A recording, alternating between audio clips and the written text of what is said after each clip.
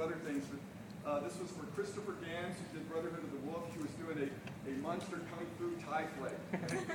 Unfortunately, it didn't make it to the screen, but it was a lot of fun working on it. I apologize for going through these fast. Any of these included in the art books? Not at this point. Where do you draw your reference from for things like that? All different sources. I mean, most of it's out of my head. I'll show you some examples. Sometimes I just pose myself real quick to get the basics. Look in magazines, and then sometimes I actually use models. I wasn't so much like the pose; it's just the details of clothing and costume. That's just what I love to do. I think people tend to be obsessive about their areas of interest. This is for Van Helsing.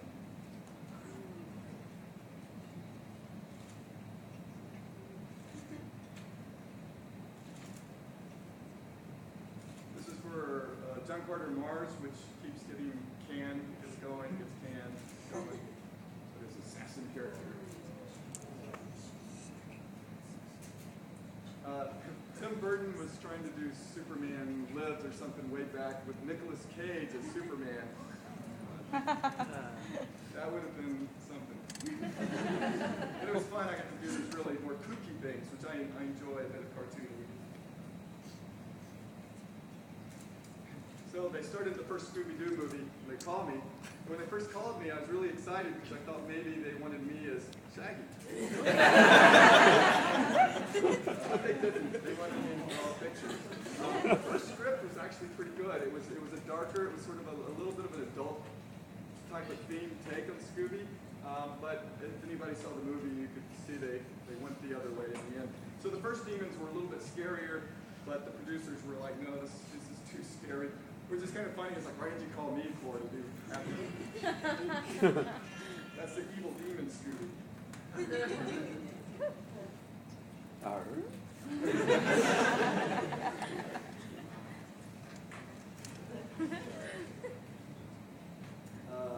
John Carpenter did Ghost of Mars, and just got to do a lot of creatures that took the human body and used the body itself as ornamentation.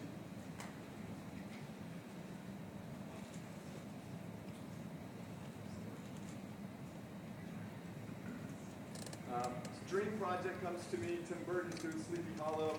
We want you to do the poster. Oh, I'm so happy. I got all these ideas. Fly me down. And I go, oh, let me tell you what I've got in my mind. They go, before you start, take a look at these.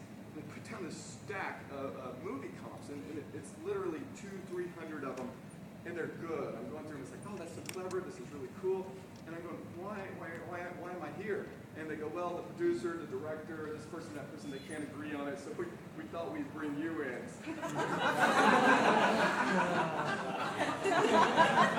They thought that maybe a painted look would solve the thing. So I do 2 paintings for them, and I'm still very excited. The poster finally comes out, and sure enough, they take my painting, which is just the horse and the guy, and they cut it out, and they stick it in a photograph. And so I sort of worked on it. So in this business, there's often a fine line between being inspired by and ripping people off. The image down here is from Cleopatra 25 or something like that. It's a series that came out a while back, and it only lasted for about 3 episodes. But they just boldly borrowed several images for that movie.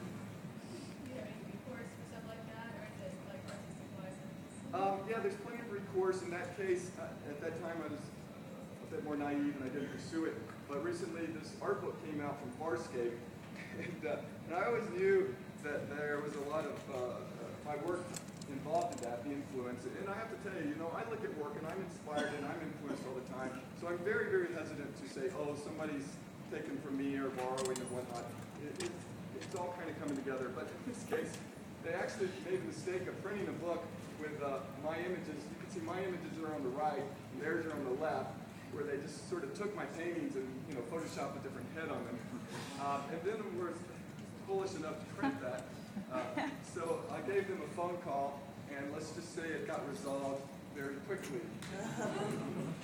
And this character, they even in the forward of the book talked about how this painting influenced the design of this character. which really is flattering. It is really nice on one level, but again, you know, there is a line there. Feeds you.